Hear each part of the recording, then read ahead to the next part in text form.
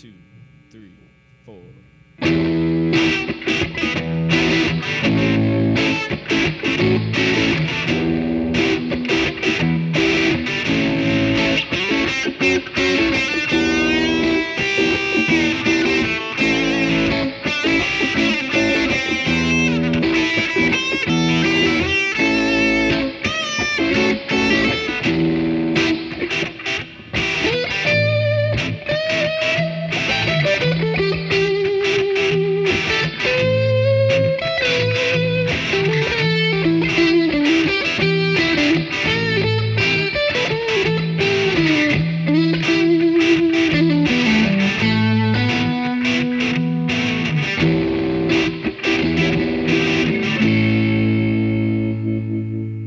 Nice.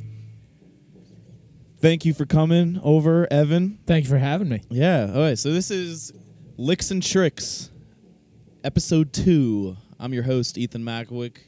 So glad to have you here. You just shot your SCDC live. I did.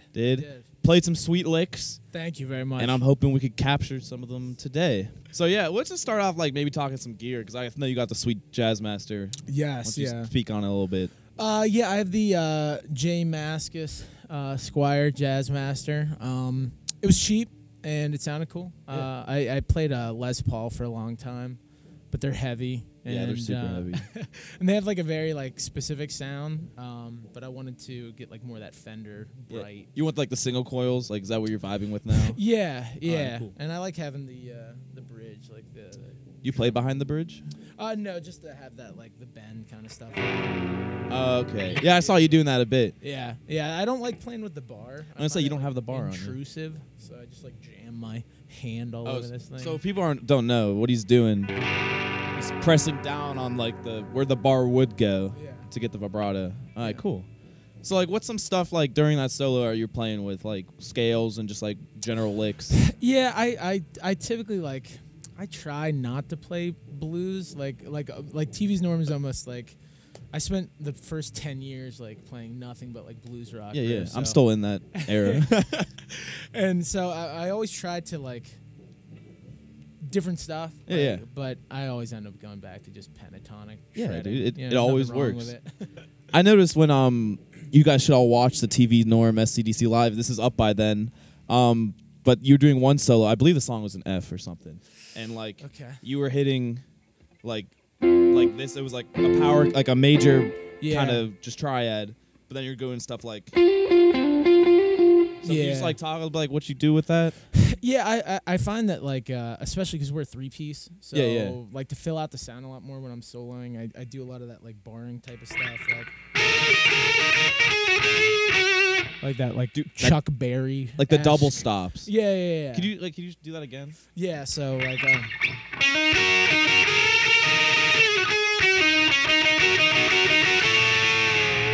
Wait, what's that you're doing right there?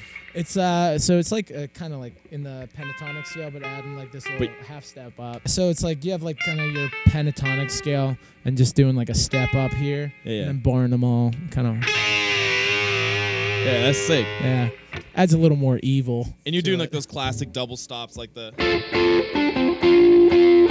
like stuff like that. Big time. Yeah. Always fun stuff. Yeah. Yeah, I like that. Like I don't know. I just help, especially when you only have a 3-piece. If you're just kind of can sound really thin. It's but thin. Just Yeah, that, like more attack. So you're like, do you do that thing like where like you do like I forget what, there's a name for it, but like whenever you hit a note, you like kind of hit all the strings on the way down, kind of like. A lot of times, just like rake stuff. Yeah. It's like as long as like your hands are kind of in the position of a pentatonic scale, it'll sound. And it also helps to just You're not worried about bum notes. I don't think any guitarist is really worried. about if you have notes. enough drive, what's the point? Yeah. If you have enough drive. So like, you got your pedal board right here. We could talk about drive. So like, I have what's like your favorites? Drive pedals. I mean, the OCD I use like almost on every song. Is that like your solo boost, or is that just like main distortion? That's my main distortion. I use a tube screamer for my boost. Okay. I scoop out like most of the drive. So you have it in front to hit it harder. Yeah, exactly. So it's like. Just helps thicken it out a lot more. Like I have a boost pedal, but I find that just like I don't know. I like that because it makes it thicker. Mm-hmm.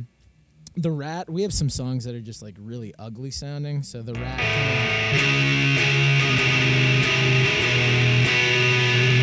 Wait, let's go over that. That was pretty cool. So what are you doing right there? So we have one song that kind of.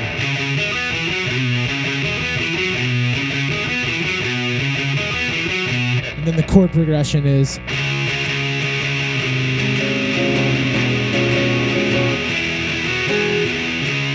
That's sick. Yeah, and the Rat, I like it. It's like way more gnarly. Yeah, so you're kind of like, if anyone's ever seen like a chord like this, where it's like your G major chord, but you play it up top. But you're kind of doing that, and then like doing like the walk down. Yeah, so it's actually like it's this. So it's like if you had a power chord and you're going, but that reach is kind of nasty, and I like getting a little more. It's easier to use the pinky, and you get like a lot of that like dissonant stuff. Like, going back to like playing all the strings to fill it out, you know? Yeah, exactly. Oh, that's cool. Yeah. So like a down and dirty guitarist. I like it. Yeah. So what's like some things like when you get home and you're like you just want to play guitar? What's like some just stuff you start playing? Like you do like are you a noodler or do you like to play songs? I try to like I've tried to get away from noodling as much because I could just do it forever. It's so forever. Fun. Yeah, it's so it's easy. Great. So I'm trying to find more songs and then like because we're a three-piece, I try to find stuff that maybe I can play a rhythm and like a lead. Like we have this song where it's like the chord progression is, but like doing like a.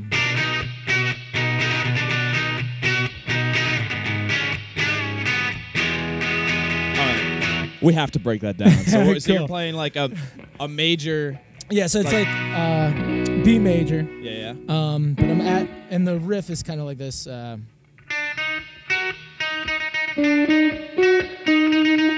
then go down to the minor, G sharp minor, and then.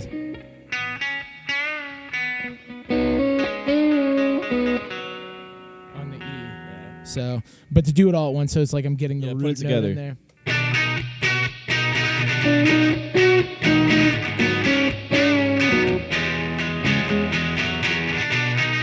What's that last chord you're hitting? You're hitting the bottom E. Yeah, it's just E. like a. So yeah, it's. I have to like do it in sequence there, so I forget how to do it.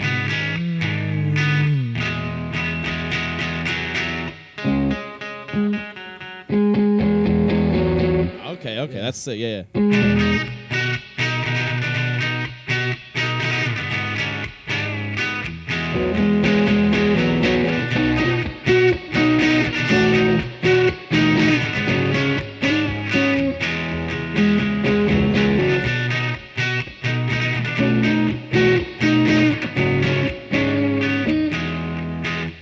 Are you like not hitting like the when you do like that A minor, the A flat? The minor. You're just are you like so you're hitting it with these two?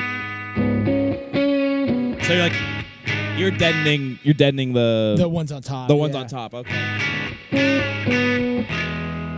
That's really sick. Yeah.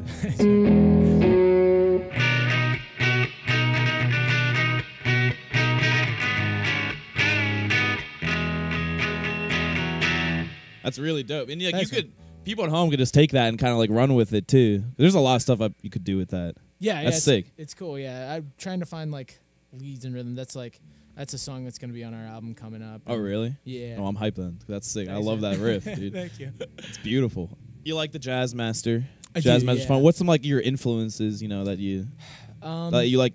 I kind of want to play like this a little bit. The guy that like kind of really got me thinking about guitar in a different way, because I always thought like punk and indie rock were not as like expressive on the guitar and stuff as say like your classic rocks or your hard rocks. But then like I listened to guys like Doug Marsh from Built to Spill, and Jay Mascis from Dinosaur Jr. and they're doing really interesting things on the guitar. They're not like what you would think of like your typical like shred solos. Yeah. But finding different sounds and ways to I wouldn't call those guys shredders, but I love their guitar solos. Like exactly, yeah. They're always interesting. Yeah, and they're a lot of times they're like extensions of the melody and stuff like that. Yeah. So yeah, those are the guys that kind of got me thinking in kind of the mode that I'm playing now. Yeah. Let's talk about the playing the melody in a solo, because I think that's something a lot of guitarists like don't think about. That's really important. I definitely do not do it enough. But like, do you have like a song you think like that you sing a part and then like you kind of riff off on your solo? You riff off the melody a little bit. Sort of, yeah. Like we have a song where like we do like this kind of falsetto thing, and it's like, so it's like, ooh, ooh, ooh, yeah. I forget the rest of it, but that's fine. That so like you'll start a solo like kind of vibing off that, and like would you take it in like a new place after that? Yeah, so like for like we played that song for a year just doing the falsetto thing, and it always kind of like when we would play it live, it just or like when we started recording it, it felt like it needed something. So like doing almost like now we're doing like a Thin Lizzy type like harmonized thing on the record with it. But yeah, because a lot of our songs we started writing like shorter, compact, almost just like pop songs. Trying to get people to like you. Yeah, like, exactly. I've been in like a couple bands where we've had a moment where we're like, let's actually make songs people will like, you know, and that's like a big thing for some people. Yeah, and it's fun. It is, yeah. It's and it to me a lot of times too, it's like a challenge. No, absolutely. Like, I like for the first 10 years of making music, James, the drummer, I've been with him forever. Like. All of our demos were like 8.5 minutes long. Oh yeah, we were like, this is it, and eventually we're like, take it, people. Like I can't remember this song. Yeah. Nobody cares. So it's got 8 choruses in it. Yeah. No, you got to stick around for the second build. The second build up's the best one. Man. It's at 7:35. It kicks in. So like, it's been like a challenge of like, can I write a song that's interesting? That's like. Cutting all the fat stuff is a big part of it. So when I have a lead now, it's like, you know, you have to make it match like the vibe of the song. It has to add something to the song, and sometimes that's harder to do than be like, okay, I'm just gonna solo for like a minute. Yeah, it's like harder to do and like sometimes not as fun, but it's like so much more rewarding when you get it. I feel like. Yeah. It does suck sometimes having a solo that you have to play the right way. Yeah. You know, like the other times where it's just like I have this many measures that I can just kind of find something. Do what you want to do. Yeah. Are there like when you start so like normally do you like start with something you know? And then like I mean this is a good go-to. Just anytime you can hit that. I mean, that's like tried and true. Or the bend up into like the whatever. Like let's say like are you in E or something? So like you just, like let's say like you're in like.